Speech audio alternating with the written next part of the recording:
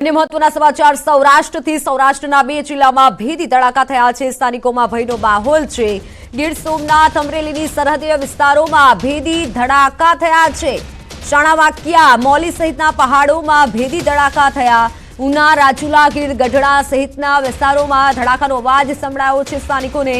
જોકે ધડાકાનું કારણ અત્યાર સુધી જાણવા નથી મળ્યું। શાણાવાકિયામાં બળી ગયેલો પદાર્થ વાડી વિસ્તારમાં પડ્યો હતો, જેના દ્રશ્યો પણ સામે આવ્યા છે। શાણાવાકિયા મૌલી સહિતના પહાડોમાં ભેદી ધડાકાનો લોકોને અવાજ સંભળાયો।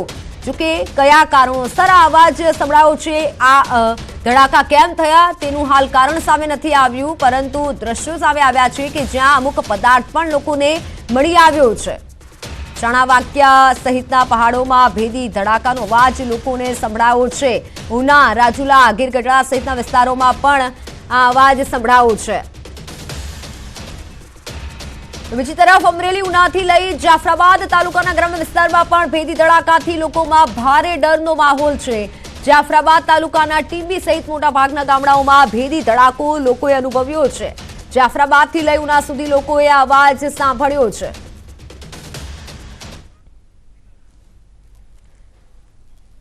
ફોનલાઈન પર મારી સાથે સંવાદદાતા દિનેશ જોડાઈ ચૂક્યા છે। દિનેશ, શું કારણ સામે આવ્યું છે? કઈ રીતે લોકોને અવાજ જે સંભળાયો છે તેનું?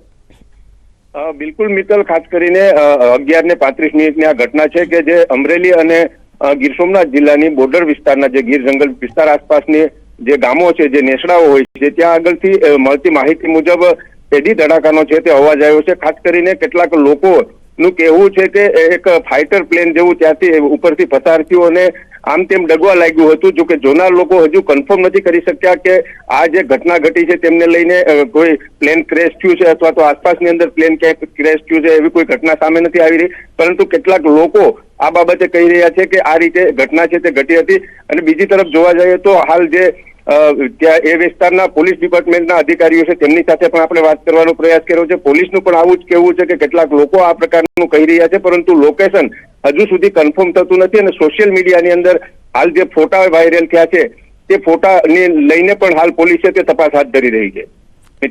જી દિનેશ, આભાર માહિતી બદલ। હાલ પોલીસ તપાસ થઈ રહી છે, પરંતુ સ્થાનિકોનું કહેવું છે કે એક પ્લેન નીકળ્યું હોય અને ત્યારબાદ આવો અવાજ સંભળાયો છે અને તેમાંથી આ પદાર્થ મળી આવ્યો છે। જોકે પોલીસ તપાસ યથાવત છે અને ત્યારબાદ જ સાચું કારણ સામે આવશે। ઉના રાજુલા ગીર ગઢડા સહિતના વિસ્તારોમાં લોકોએ આ અવાજ સાંભળ્યો છે। ભેદી ધડાકાનો અવાજ ઘણા લોકોને સંભળાયો છે અને તે સ્થળથી પદાર્થ પણ મળી આવ્યો છે। તો ચૂંટણી પહેલા બનાસકાંઠા કોંગ્રેસમાં ભંગાણ યથાવત છે। બનાસકાંઠા કોંગ્રેસમાં પીઢ આગેવાનો કોંગ્રેસ છોડતા હવે જ્ઞાનીબેન ઠાકોરની મુશ્કેલી વધી ગઈ છે। પ્રદેશ કોંગ્રેસના મહામંત્રી અને રાજપૂત સમાજના પીઢ આગેવાન ડીડી રાજપૂતના કોંગ્રેસને રામ રામ। ડીડી રાજપૂત કોંગ્રેસ છોડતા કોંગ્રેસના ઉમેદવાર જ્ઞાનીબેન ઠાકોરને મોટો ઝટકો લાગ્યો છે। ડીડી રાજપૂત 2017ની વિધાનસભા ચૂંટણીમાં થરાદ બેઠક પરથી કોંગ્રેસના ઉમેદવાર હતા અને હાલ તેઓએ કોંગ્રેસ છોડી છે। ડીડી રાજપૂત થરાદ રાજપૂત સમાજના તેઓ પ્રમુખ તરીકે પણ કાર્યરત હતા। ત્યારે કોંગ્રેસ પાર્ટીના વરિષ્ઠ આગેવાનોને જ્યારે રામ મંદિર ટ્રસ્ટ દ્વારા ઉપસ્થિત રહેવા માટે આમંત્રણ પાઠવવામાં આવ્યું અને આમંત્રણનો પણ જો અસ્વીકાર કરવામાં આવતો હોય તો તે પાર્ટી સાથે જ્યારે પણ અસ્વીકાર કર્યો ત્યારથી હું મારા મનની અંદર ખૂબ જ દ્વિધા અને દુઃખની લાગણી અનુભવી રહ્યો હતો અને મારા આત્માને ઠેસ પહોંચી હતી। મારા આત્માના અવાજને અનુસરીને આજે હું કોંગ્રેસ પાર્ટીના મારા હોદ્દા ઉપરથી તેમજ પ્રાથમિક સભ્યપદેથી પણ હું રાજીનામું આપવા માટે જઈ રહ્યો છું। એની અંદર મારા સમાજના આગેવાનો સાથે હું ચર્ચા વિચારણા કરીશ, એમના સાથે સલાહ મશવરો કરી તેમજ મારી સાથે જે કંઈ અન્ય સમાજના પણ કાર્યકર્તાઓ છે, મારા શુભેચ્છકો છે, એમની સાથે પણ ચર્ચા વિચારણા કરી અને આગળનો જે કંઈ નિર્ણય છે એ હું આપને જણાવીશ। તો અમરેલીથી મહત્વના સમાચાર। અમરેલી ભાજપ મધ્યસ્થ કાર્યાલય પર પરેશ ધાનાણીનો કટાક્ષ। અમરેલી ભાજપ મધ્યસ્થ કાર્યાલય પર તાળા લાગ્યા છે તેવું ધાનાણીએ કીધું છે।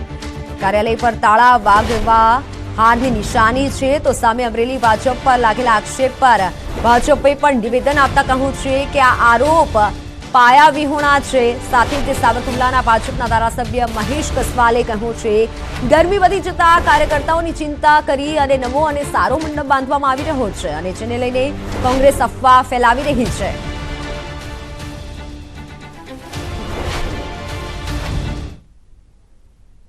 2024ની લોકસભા ચૂંટણીના મધ્યસ્થ કાર્યાલય ખોલ્યું હતું, કાલે ગુંગણ હકેલી લીધા, પછી ગણતરી નથી. અને કમલમની કાર્યાલયે, લોકસભાની મધ્યસ્થ ચૂંટણી કાર્યાલયે તાળા લાગ્યા હોય એ ભારતીય જનતા પાર્ટીની હારની નિશાની છે. ભારતીય જનતા પાર્ટીના કાર્યાલય ઉપર તાળા મારવાનો શબ્દ પ્રયોગ બિલકુલ ખોટો છે.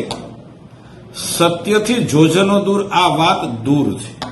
ભારતીય જનતા પાર્ટી અમરેલીનું કાર્યાલય એ જ જગ્યાએ ચાલુ છે, એ જ જગ્યાએ ચાલુ રહેવાનું છે અને એ જ જગ્યાએથી ભારતીય જનતા પાર્ટી અમરેલી લોકસભાની સીટ 5 લાખ કરતા વધારે મતથી અમારે જીતવાની છે.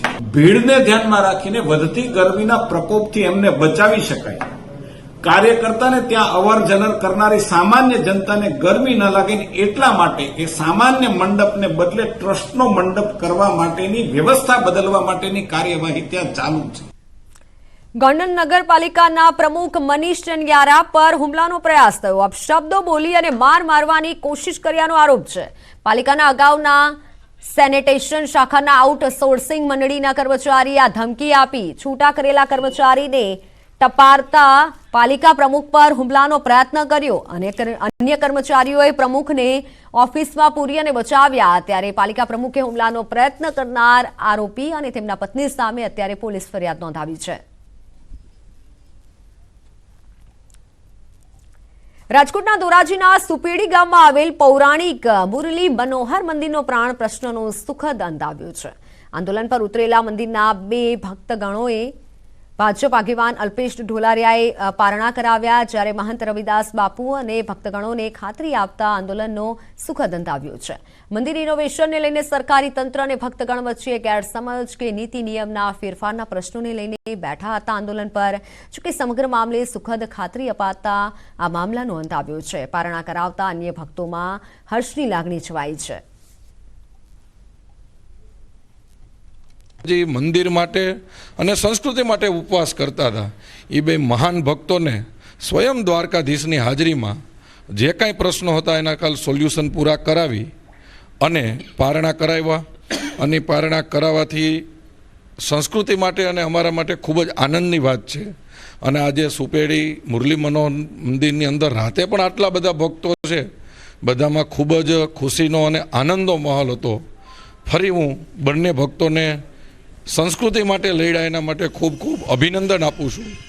આમરણક જે કંઈ હતું, જે કાંઈ જલ અને અન્નનો ત્યાગ કરી અને 60-65 કલાક ત્યાં જે બેઠા હતા, તો સરસ મજાના ભગવાનની કૃપા ગણશી અમે કે સનાતન ધર્મનો જ્યારે વિજય થઈ રહ્યો છે, ભારત એક રાષ્ટ્રગુરુ તરફ જઈ રહ્યો છે, ત્યારે જે સરકારની સારી ભાવના છે એમના માટે અમને સંતોને ખૂબ આનંદ આવ્યો છે કે આ સરકાર ખૂબ ધર્મને આગળ લેવા માગે છે.